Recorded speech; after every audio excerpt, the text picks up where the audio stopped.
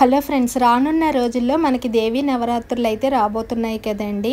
అయితే దేవీ నవరాత్రుల్లో కొంతమందికి కలశం ఆనవాయితీ ఉండదు. కలశం ఆనవాయితీ లేని వాళ్ళు ఏ విధంగా పూజను ఆచరించుకోవాలో ఈ వీడియోలో అయితే మీకు చూపించబోతున్నానండి.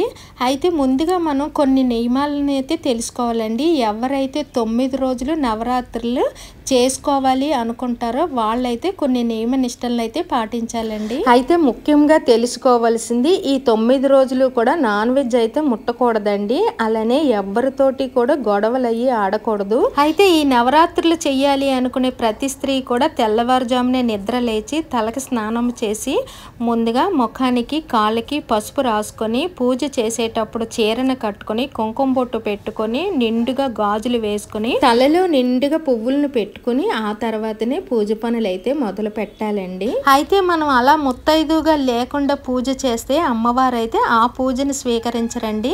అందుకని అమ్మవారికి నచ్చినట్టుగా మనం అలంకరించుకున్న తర్వాతనే పూజకి సిద్ధపడాలి. మనం ముత్తైదుగా ఉండి పూజ చేసినప్పుడే ఆ పూజని అమ్మవారు ఎంతో సంతోషించి స్వీకరిస్తారు. అయితే ముందు రోజునైతే మనం ఇల్లంతా కూడా శుభ్రం చేసేసుకోవాలండి.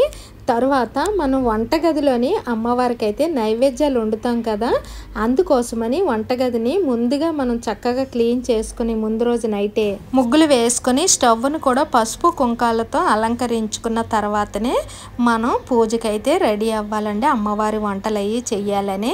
అలానే ఇల్లంతా కూడా మనం శుభ్రంగా చేసుకుంటాం కదా, ముంగిట్లో ముగ్గును వేసుకొని అందంగా అలంకరించుకొని గడపలకి పసుపు రాసి కుంకుమ బొట్లు అవి పెట్టుకొని ఆ తర్వాతనే మనం ఎలా అలంకరించుకుంటామో అలాగే ఇల్లును కూడా అందంగా అలంకరించేసుకొని ఎక్కడైతే మనం పూజను చెయ్యాలి అనుకుంటామో, అంటే ఈశాన్య మూలలోని మనం పీఠం పెట్టాలి అనుకుంటే అక్కడ, లేదు అనుకుంటే పూజా మందిరంలోనైనా సరే చక్కగా పీటను వేసుకొని ఈ మాదిరిగా ముగ్గు అది వేసుకొని అష్టదళ పద్మ ముగ్గు వేసుకొని ఆ పీటను చక్కగా కుంకుమ బొట్లతోటి వరిపిండి బొట్లతోటి మనం అందంగా అలంకరించుకోవాలండి.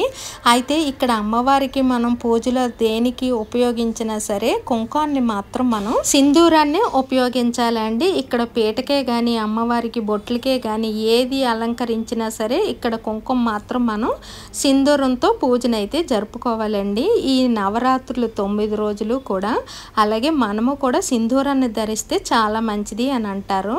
ఇలా పీఠాన్ని రెడీ చేసుకున్న తర్వాత 3 దోసుల బియ్యాన్ని వేసుకోవాలండి ఆ పీట మీద.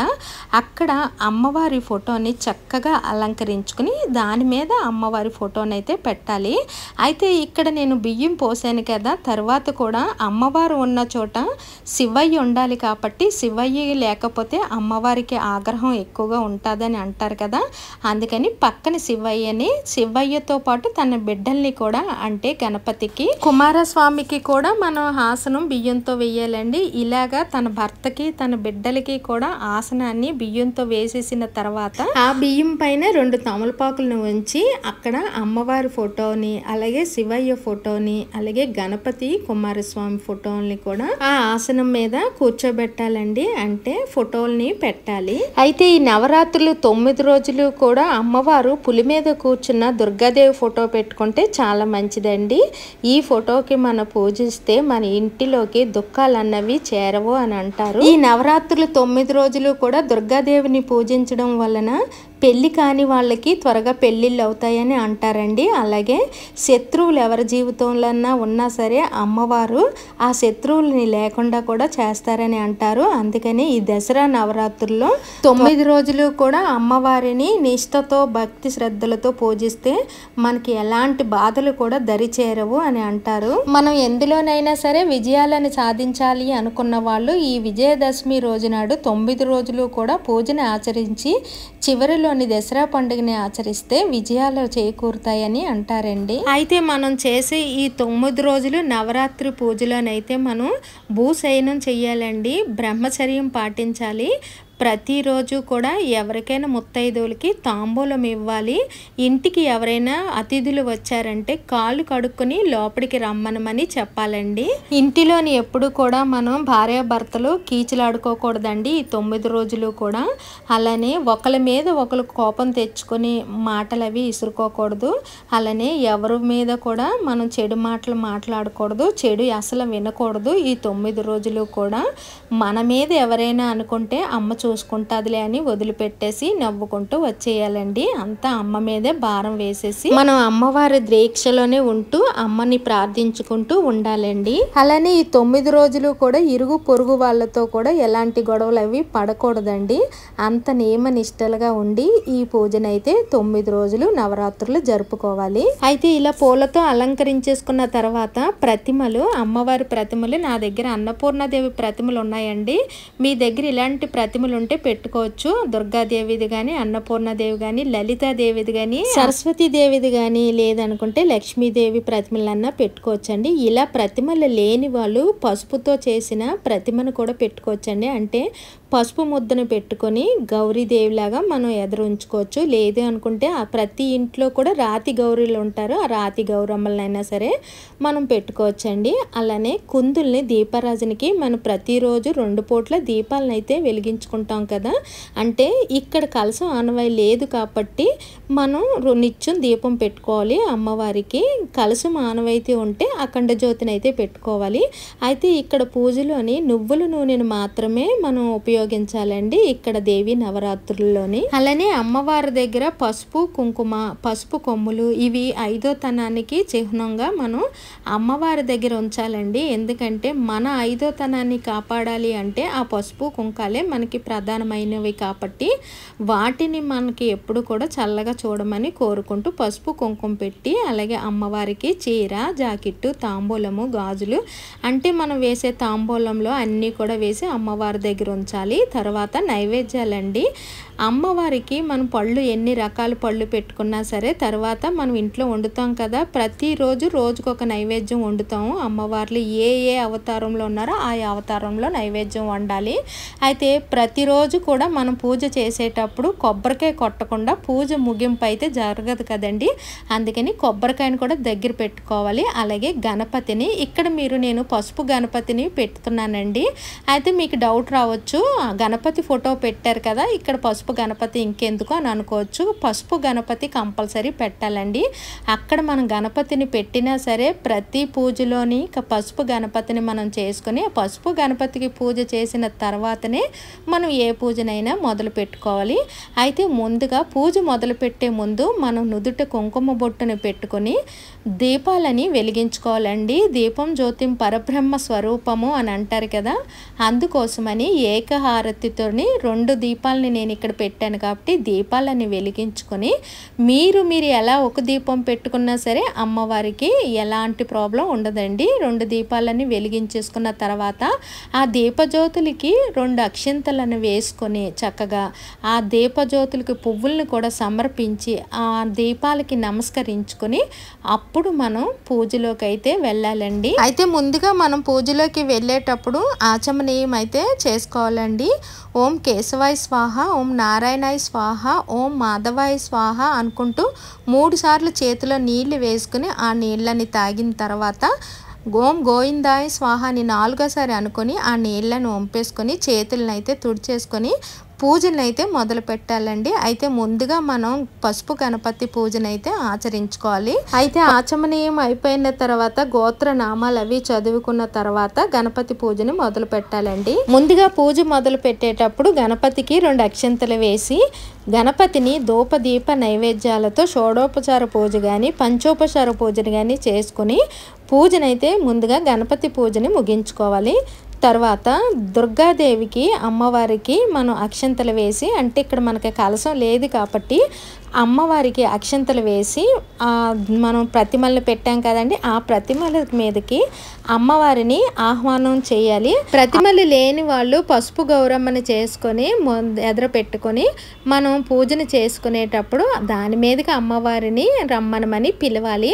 అమ్మ మాకు కలసం ఆనవాయితీ లేదు, ఇలానే మేము పూజ చేసుకుంటున్నాము, అది నీకు తెలిసిన విషయమే కదా, నేను ఈ విధంగా పూజని ఆచరిస్తున్నాను, వచ్చి ఆహ్వానం కా అమ్మ అంటూ అమ్మవారిని ఆ పసుపు ముద్ద మీదకి పిలవాలండి.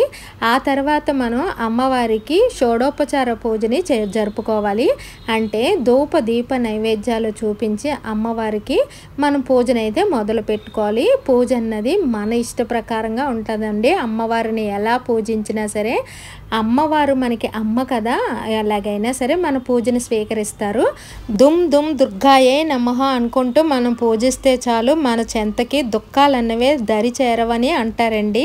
అందుకని మనం అమ్మవారిని మనకి నచ్చినట్టుగా ఎలా ప్రార్థించినా సరే మన పూజనైతే అమ్మవారు స్వీకరిస్తారు. అయితే మనం పూజలోని అమ్మవారికి ధూపం దీపం నైవేద్యాలు అన్నీ పెట్టేసి పూజ చేసేసుకున్న తర్వాత అమ్మవారికి అష్టోత్తరాలతో పూజను జరుపుకోవాలండి. అంటే 108 పువ్వులతోటి మీకు ఏ పువ్వులు దొరికితే ఆ పువ్వులతోటి 108 అష్టోత్తరాలు ఉంటాయి. మొదటిసారి అమ్మవారి బాల త్రిపుర సుందరీ దేవిగా అమ్మవారు ఈ సంవత్సరం అవతరిస్తున్నారండి. అలాగే మనకి ప్రతి సంవత్సరం కూడా 9 రాత్రులు గడిచిన తర్వాత 10వ రోజుతో మనకి నవరాత్రులు అయితే ముగుస్తాయి కదండి. కానీ ఈ సంవత్సరం 11 రోజులు మనం నవరాత్రులు అయితే చేయవలసి ఉంటుంది. అది అన్నీ కూడా నేను ఏ రోజు ఏ అవతారమో అమ్మవారివన్నీ కూడా నేను షార్ట్ వీడియో అయితే అప్లోడ్ చేశానండి. ఇంట్రెస్ట్ ఉన్న వాళ్ళు మీరు ఏ రోజుకి ఆ అవతారాన్ని చూసుకొని పూజనైతే జరుపుకోవచ్చు. అయితే అష్టోత్తరాల పూజతో పాటు మనం కుంకుమ పూజను కూడా చేసుకోవాలండి అమ్మవారికి. ఈ కుంకాన్ని మనం ప్రతిరోజు కూడా మాంగళ్యానికి మన నుదుటను కూడా పెట్టుకుంటే చాలా మంచిది. ఏ రోజు ఏ అవతారంలో అమ్మవారు ఉన్నారో అది చూసుకొని మనము ఆ అష్టోత్తరాలతో కుంకుమ పూజని పువ్వులతోటి అష్టోత్తరాల పూజని కూడా చదువుకుంటూ చేసుకోవాలండి.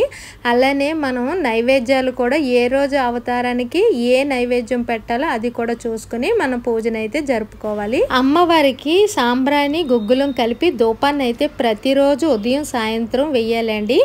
ధూపం వేసిన తర్వాత మనం కొబ్బరికాయని నమస్కరించుకొని మనం ఏ కోరిక అయితే కోరుకుంటున్నామో ఆ కోరిక కోరుకుంటూ కొబ్బరికాయకి నమస్కారం చేసుకుని కొబ్బరికాయని కొట్టాలండి. ఇలా కొబ్బరికాయని ప్రతిరోజు కూడా ఒక్కొక్క అవతారానికి ఒక్కొక్క కొబ్బరికాయ చెప్పున కొట్టి మంగళహారతిని ఇచ్చేసి పూజనైతే ముగించుకోవాలి అండి. అయితే మనము ఇలాగ పూజ అంతా అయిపోయిన తర్వాత అమ్మవారివి లలిత పారాయణము దేవి స్తుతి ఇలాంటివన్నీ కూడా చదువుకోవాలండి. మన శక్తి కొలది మన ఓపికని బట్టి అమ్మవారివి ఏ ఏ స్తోత్రాలు ఉన్నాయో అన్నీ కూడా చదువుకుని మంగళహారతిని స్వామికి అమ్మవార్లకి వినాయకునికి కుమారస్వామికి అందరికీ కూడా కొన్ని నీళ్ళని ఆ హారతి మీద జల్లి సమర్పించాలండి. ముందుగా మనము అంటే దుర్గాదేవికి ముందుగా మనం చేసే పూజ ఏంటి అంటే మాంగళ్య కోసమేనండి. మనం మాంగళ్యం చక్కగా ఉంటే కుటుంబం అంతా కూడా చాలా చక్కగా ఉంటుంది. కాబట్టి అమ్మవారికి మనం కుంకుమ పూజని చేసుకుంటాం కదా, ఆ కుంకుమ పూజ చేసుకున్న కుంకాన్ని మనం మంగళసూత్రానికి పెట్టుకొని హారతిని కూడా మంగళసూత్రానికి ముందుగా చూపించి ఆ తర్వాతనే మనం హారతిని కళ్ళకు అద్దుకొని పూజనైతే ముగించుకోవాలండి. అయితే మనకి లాస్ట్లోని దసరా రోజుతో పూజలు అయితే మన నవరాత్రులు అయితే ముగిసిపోతాయండి.